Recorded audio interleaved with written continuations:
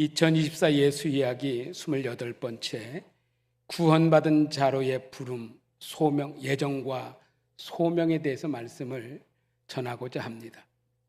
지난 우리 6개월 동안 우리는 로마서 1장부터 3장까지의 내용으로 그리스도의 성육신과 그리스도의 죽으심과 그리스도의 부활하심과 또 부활을 경험한 성도의 삶에 대해서 성화와 속죄와 믿음과 칭의와 구원에 대해서 말씀을 전했습니다. 여러분, 이 말씀을 보면 굉장히 기독교의 가장 중요하고 기초적인 교리 설교입니다. 근데 놀라운 것은 이 교리 설교하면 성도들이 굉장히 힘들어하고 졸려야 하고 또 마땅히 듣기 어려워야 되는데, 우리 성도들은 이 교리 설교 앞에서도 너무 감사하고, 어떤 분들은 목사님 로마서가 안 멈췄으면 좋겠습니다 하신 분들도 있어서 은혜 많이 받았다라고 하시는 분들이 굉장히 많았습니다. 참 우리 오송생명교회 성도는 특별한 분들 같아요. 이 교리 설교 앞에서도 그렇게 은혜를 받는다 하니, 여러분, 그럼에도 불구하고 이 기독교의 가장 중요한 기초들을 우리가 놓아간다는 것은 우리가 어떤 환경과 상황 앞에서도 담대한 든든하게 버틸 수 있는 힘이 되는 줄 믿습니다. 이를 통해서 우리가 예수를 믿는다는 것, 그리고 그 은혜로 받은 구원이 얼마나 귀중한지를 깨닫게 되었습니다. 그래서 이렇게 구원받은 성도가 현재 살고 있는 이 땅에서의 삶을 또한 말하지 않을 수가 없어요. 여러분, 우리가 구원까지는 이야기했는데, 칭의와 구원까지는 이야기했는데, 그럼 이 땅에 살아가는 나는 무엇인가? 우리가 이거에 대해서 굉장히 어려워하잖아요. 구원받은 성도가 저렇게 살아도 되는가? 구원받은 성도는 어떻게 살아야 하는가? 존재 가치는 무엇인가? 내가 구원받은 백성으로 어떤 존재 가치를 가지고 있는가? 그리고 어떻게 살아가야만이 참된 그리스도인인가? 이런 부분의 질문을 아니할 수가 없잖아요. 그러다 보니까 우리들은 구원에 대해서 의심하게 되어지고, 또 목사님은 끊임없이 설교 강단에서 우리는 구원받았습니다라고 말하지만 나의 삶을 뒤돌아놓고 보면은 그렇게 구원받은 사람처럼 보이지가 않아요. 그러다 보니까 우리는 갈등하게 되어지고, 내가 진짜 그리스도인인가? 라고 하는 의구심을 갖게 됩니다. 그래서 오늘은 나의 존재 가치와 나의 삶에 대해서 소명과 사명으로 말씀을 2주간 전하려고 합니다. 그러면 나의 존재 가치는 얼마나 위대하고 얼마나 귀중한 사람인가? 그렇다면 내가 이렇게 귀한 존재 가치로서 살아갈 텐데 나의 삶은 어떠해야 될 것인가? 라고 하는 사실을 전하게 되어지면 여러분들이 이제 그리스도를 어떻게 살아갈 것에 대한 확고한 답을 얻게 될 줄로 믿습니다. 그러면 큰 틀에서 로마서는 끝나게 됩니다. 그리스도인의 삶에서 중요한 비밀 하나가 있습니다.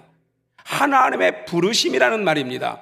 하나님의 부르심으로부터 구원과 신앙생활이 시작된다는 것입니다.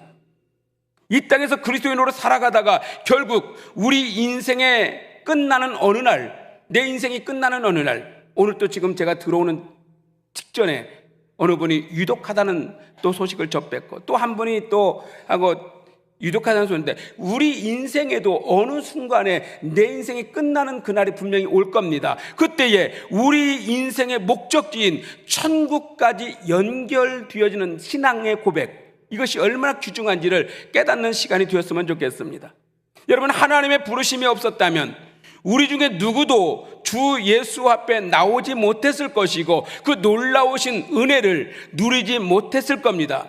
그래서 기독교 본질 중에서 구원과 성도의 삶에 관해 꼭 이해되어야 될 것 중에 하나가 소명과 사명입니다.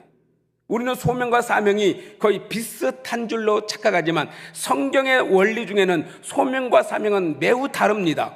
소명이 무엇입니까? 소명은 부르심이라고 말합니다. 헬라어로 에클레테입니다.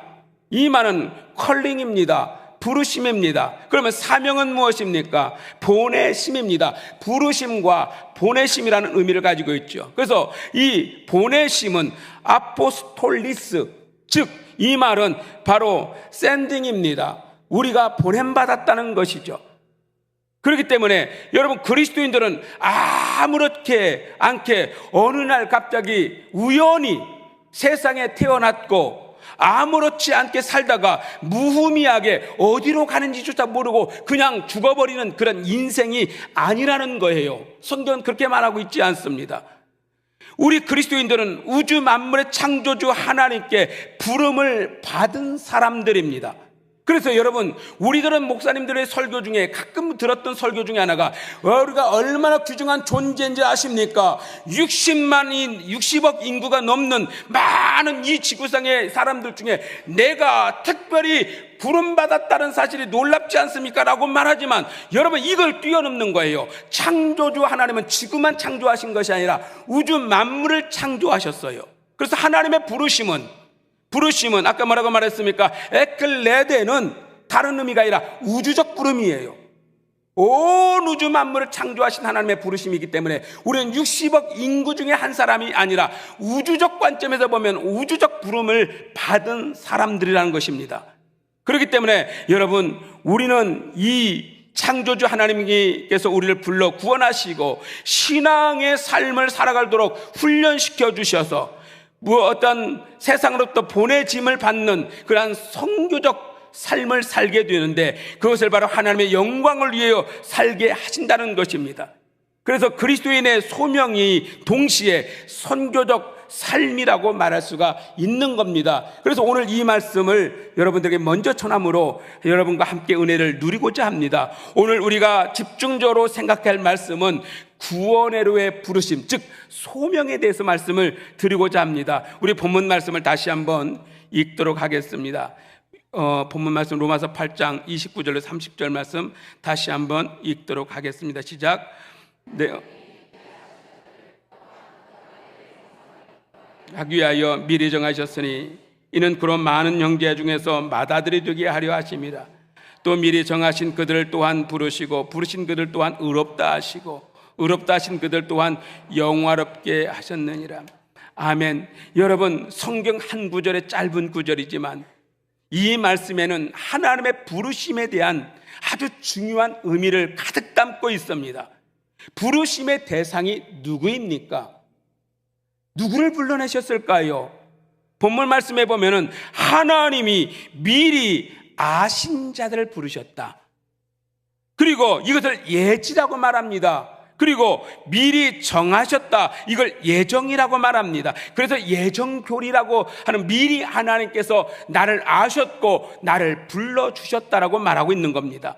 그럼 미리 정하신 목적, 왜 나를 미리 아셨고 미리 정하셨는가? 바로 예수의 형상을 본받게 하기 위하여 나를 미리 아셨고 불러주셨다는 것이죠. 여기서 맏아들 삼기 위해서라고 말합니다. 맏아들이라는 의미를 뭐라고 말합니까? 지금은 법적인 의미가 좀 달라졌어요. 부모님이 돌아가시면 요즘은 모든 자녀들에게 상속권이 주어지지만, 그러나 옛적에 이 성경이 기록되어질 당시나 우리들의 시대를 몇십 년 전만 살아가던 그 시대만 해도 여러분, 누구에게 상속권이 대부분 갔어요? 장자권을 가진 자, 맏아들에게 갔어요. 바로 성경에서 말하는 이 말입니다. 우리가 하나님께 부름을 받은 목적은 하나님의 모든 것을 기업으로 받을 자격을 가진 자로 부름을 받았다라고 말합니다. 이걸 우리는 쉽게 말해서 천국을 허락받았다라고 말할 수가 있겠습니다. 사랑하는 성도 여러분, 여러분은 누굽니까? 하나님이 여러분을 미리 아신 자들이라고 말합니다. 하나님께서 여러분을 이미 구원하기로 작정된, 예정된 사람이라고 말합니다. 여기서 멈추지 않고 여러분을 하나님의 맏아들로 삼아서 여러분의 자녀로, 여러분의 모든 하나님의 소유권, 모든 하나님의 이 모든 영원한 것을, 천국의 유업을 허락하여 주셨다라고 하는 사실이죠. 우리는 천국 갈 자격을 가진 자들이다 라고 말합니다. 여러분, 이단들은 우리의 연약함을 틈타고 들어와요.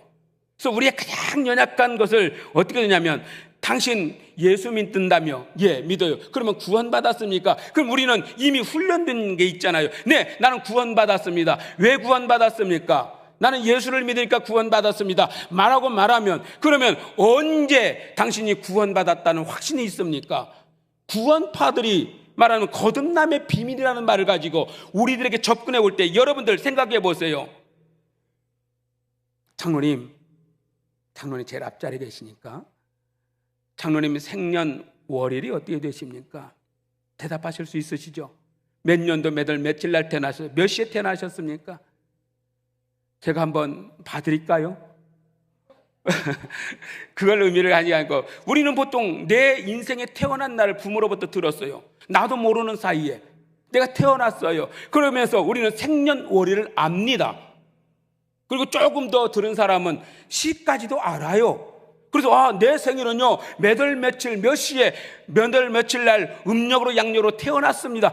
거기까지는 알아요. 그런데 이단들 거듭남의 비밀을 말하는 구원파들이 뭐라고 말합니까? 그럼 거듭났다고 하셨잖아요. 예수 믿으면. 그러면 거듭났다 하면 새로 태어났는데 며칠 날 태어나셨어요? 장로님 며칠 날 태어나셨어요? 거듭나셨나요?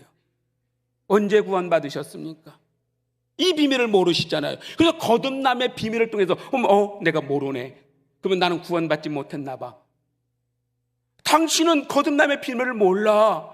이렇게 말하면 우리는 나도 모르는 사이에 그래 나는 구원의 확신이 없는 사람이야. 나는 언제 지옥 갈지 몰라 라고 하면서 나를 자책하면서 거기서 넘어진단 말이에요. 그러나 여러분 우리는 그렇게 물어볼 때에 성경이 너무도 몰라요. 이단들이 너무도 몰라요. 우리는 언제 구원받았을까요? 언제 구원받으셨습니까? 우리 성경을 봅니다. 오늘 본문 말씀 다시 한번 읽어보도록 하겠습니다.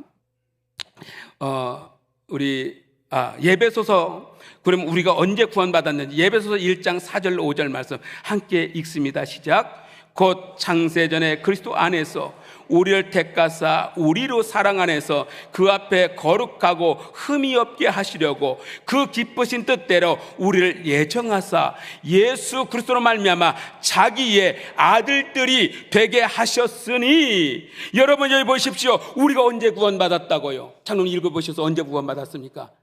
창세전에 그리스도 안에서 우리를 택하사 우리를 자기 사랑 안에 거하게 하시고 거룩하고 흠이 없게 하시고 우리를 예정하사 그리스도로 말미암아 아들들이 되게 하셨느니라.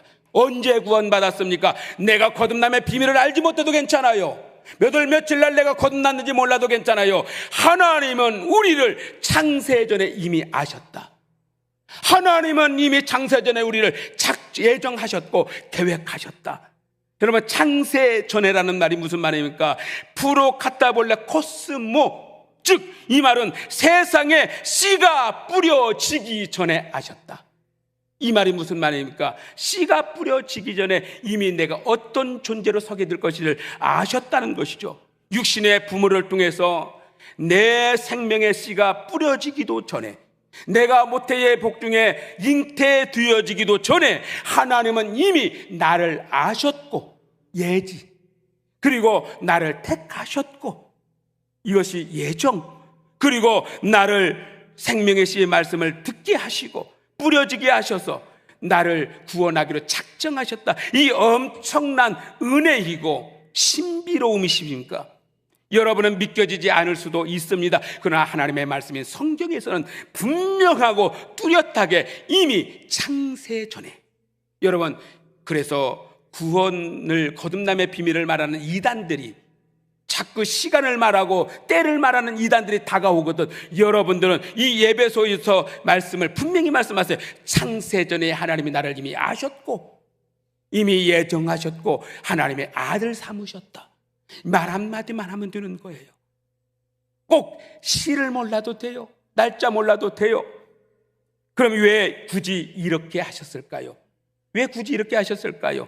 5절 말씀 함께 읽도록 하겠습니다. 시작. 그 기쁘신 뜻대로. 그냥 기쁘신 거예요. 하나님은 많은 사람들 중에 나를 구원하기로 작정하시고 맏아들 삼아 주시는 것을 그냥 기쁘셨던 거예요. 나를 알아주실 이유도 없습니다. 선택하실 아무런 조건을 가진 내가 아닙니다. 그럼에도 불구하고 하나님은 나를 선택하기로 작정하신 이유는 그냥 기쁘셨던 겁니다.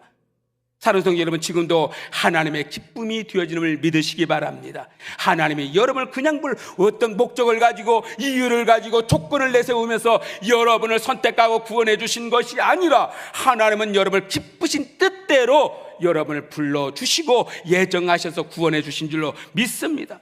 그렇다면 예정하신 자들을 어떻게 하시는가?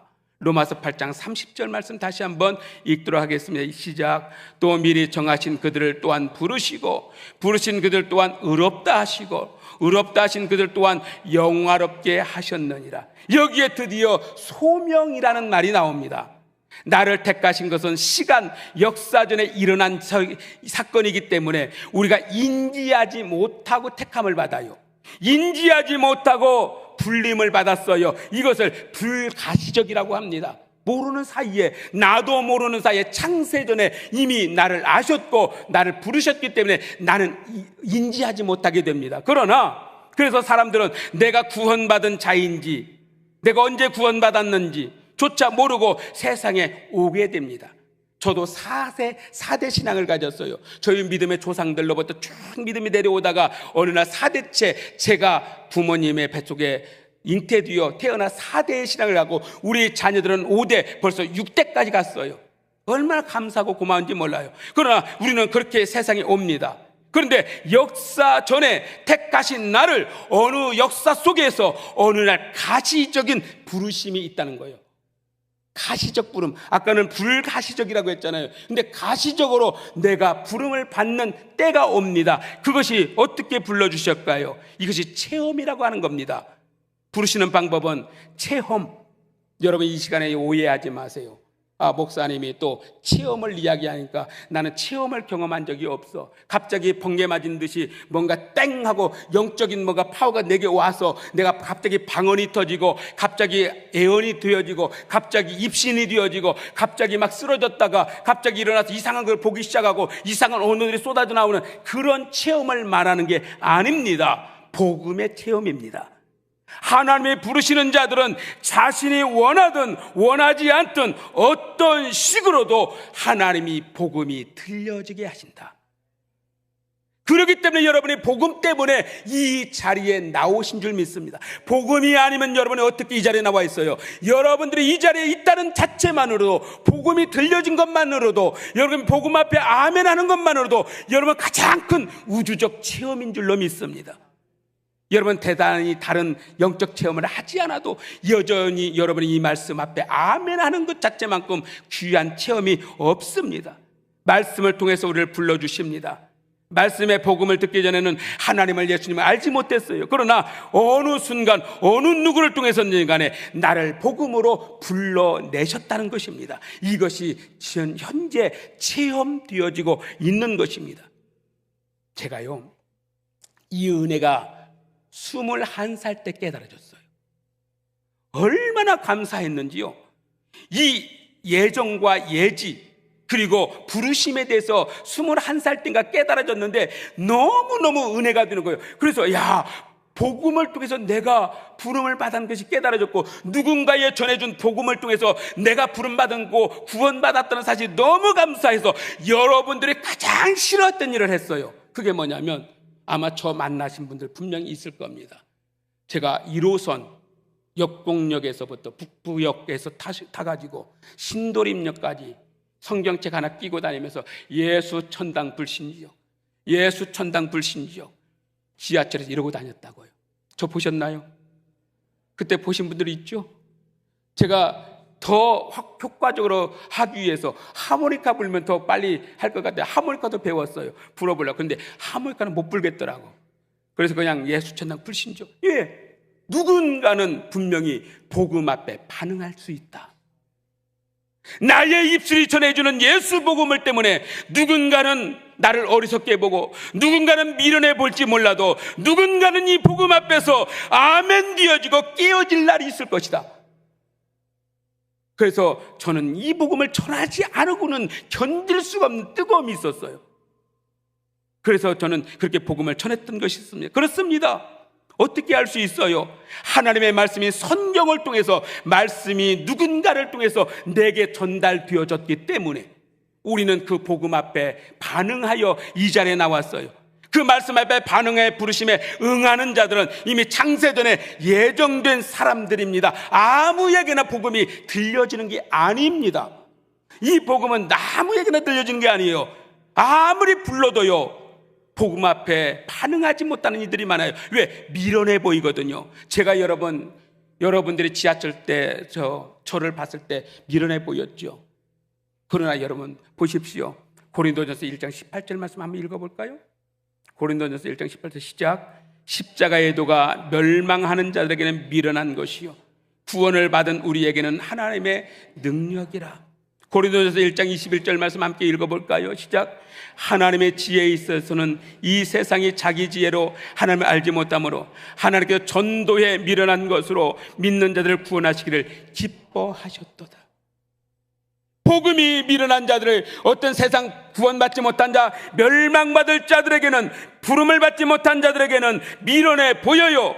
예수 전당 불신지역이 미련해 보여요. 그러나 구원받은 우리에게, 예정된 우리에게는 능력이 되어져서 우리가 이 자리에 와 있는 줄 믿습니다.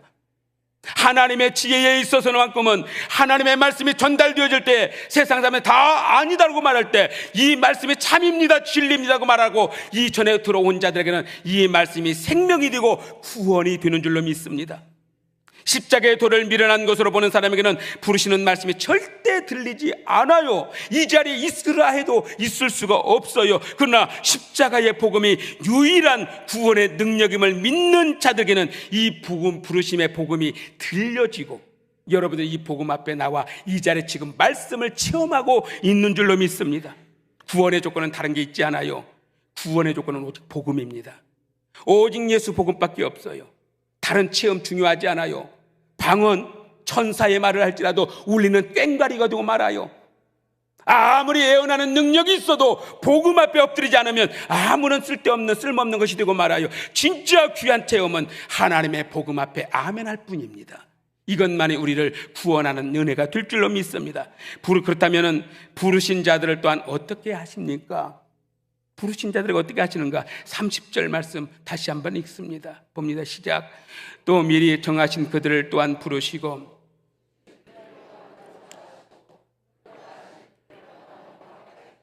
아멘, 아멘. 불러낸 자들을 어떻게 하신다고요? 의롭다라고 해준다. 의롭다. 불러내셔서 어떻게 하신다고요? 우리를 의롭다라고 말합니다. 이것을 바로 우리는 칭의라고 합니다. 칭의. 불러내셨기 때문에, 내가 이 말씀 앞에 아멘하였기 때문에 너는 의로운 자다 라고 말합니다. 여러분, 우리가 이 말씀을 잘 들어야 돼요. 이 의는요, 지난번에 의에 대해서 말씀을 드렸지만은 이 의는 하나님이 온전히 다 만들어내신 거예요. 나는 거기에 관여한 바가 아무것도 없는 겁니다. 그래서 의롭다라고 칭해 주시는 거예요. 누구 때문에? 하나님이 만들어낸 의, 십자가 하나 보시고, 예수 십자가 하나 보시고 우리를 그걸로 말미암아 의롭다라고 칭해 줍니다. 이걸 칭의라고 말합니다. 여러분, 제가요, 이 설교가요 30분 설교입니다. 근데 신학교에 가면 4년을 배워야 되는 겁니다. 전체가 다. 그런데 여러분, 이 하나님의 의, 율법 위에 새로운 의가 나타났는데 바로 그것이 바로 예수님의 십자가입니다. 그런데 우리는 의를 말할 때는 어떻게 말합니까? 자꾸 유기적 사상들이 아직도 나를 자리 잡고 있기 때문에 선과 악으로만 자꾸 접근해가요, 의를. 근데 하나님은요, 선과 악으로 보지 않아요. 하나님이 말하는 의는 하나님과 나와의 관계성입니다. 하나님의 부르심 앞에, 예수 복음 앞에 깨어지고 엎드리고 반응하며 그 앞에 나온 자에게 하나님은 예수의 십자가만 바라보고 의롭다라고 칭해주는 거예요. 전혀 다른 의입니다. 여러분, 우리는 자꾸 유교적 관점에 의를 말하지 않길 바랍니다. 그렇다면 우리가 도덕적으로 깨끗하게 살아야 되잖아요. 이건 뭡니까? 구원받은 자의 선교적 삶, 예수의 형상을 드러내는 삶에 대해서 말하고 있는 겁니다. 이건 다음 주에 말할 거예요. 여러분, 아브라함이나 다윗이 윤리적으로 도덕적으로 완전하고 깨끗했기 때문에 그가 의롭다 인정받았습니까? 하나님을 가장 닮았다고 하는 아담마저도요, 하나님과 동행하며 에덴 동산에서 살았던 아담마저도 그가 범죄하고 난 후에 그들은 저주가 시작됐어요. 옆에 있는 하와를 향하여 저 여자가 그랬습니다. 저 여자 때문에 그랬습니다. 누군가를 저주하고 하나님이 만든 자연을 저주하고 이렇게 악한 인간입니다. 그들 스스로 도덕적 윤리적으로는 구원받을 수 없어요. 그렇기 때문에 여러분, 우리는 나의 구원을 위해 예수님께서 십자가에 죽으신 것을 믿은 것밖에 없는 겁니다. 그 부르심 앞에 우리는 반응하여 이 자리에 나왔고, 이 자리에 나와 있는 여러분이 예수의 십자가를 바라보며 아멘한 것밖에 없는 거예요. 근데 하나님은 우리를 그로 의롭다 여겨주시는 겁니다. 너 이거 믿느냐? 십자가를 보여주시면서 너 이거 믿느냐? 내가 만들어낸 의 십자가를 보여주면서 이걸 믿느냐라고 말 때 네 믿습니다라고 하는 이 믿음의 고백 한 번에 우리를 의롭다라고 칭해 주신 것입니다. 여러분, 여러분이 믿든 안 믿든 상관없어요. 받아들이고 안 받아들이고 상관없어요. 이 말씀이 신비로움이기 때문에 그렇습니다. 그러나 여러분은 이 말씀 앞에 아멘 할 때에 하나님은 우리를 의롭다 칭해 주신 줄 믿습니다. 너무 신비한 사건입니다. 나는 구원받기 위해 아무것도 한 것이 없어요.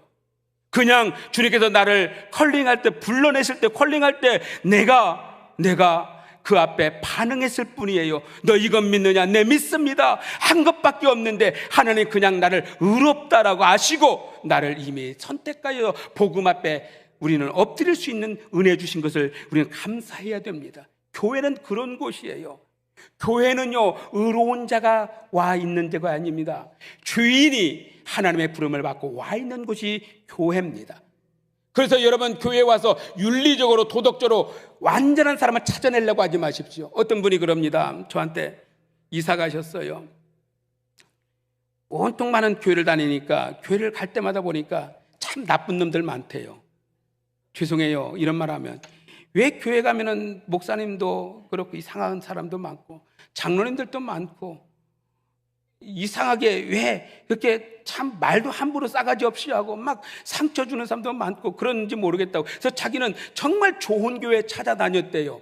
엄청나게 좋은 교회를 찾아다니면서 이 교회도 가보고 저 교회도 가보고 막 가서, 근데 어느 교회를 갔더니 너무 완벽해 보인대. 목사님의 웃는 얼굴도 너무 이뻐 보이고 이현호 목사 같지 않대요. 너무 좋아 보이는데. 그래서 이 완전한 교회, 너무너무 좋은 교회다 싶어서 목사님, 제가 이 교회를 등록하고 싶습니다 라고 저한테 말하시더라고요. 그래서 제가 집사님, 그 교회 등록하지 마세요 제가 그랬어요. 왜 그랬을까요? 그렇게 좋은 교회에 등록 못하게 했을까요? 그 교회에 물들어 놓으니까 하지 마세요. 집사님이 가서 그 교회 타락시킵니다. 집사님 참 나쁜 사람이거든요. 그랬어요. 여러분, 완전한 교회 없어요. 정말 중요한 것은 나는 아무것도 한 거 없습니다.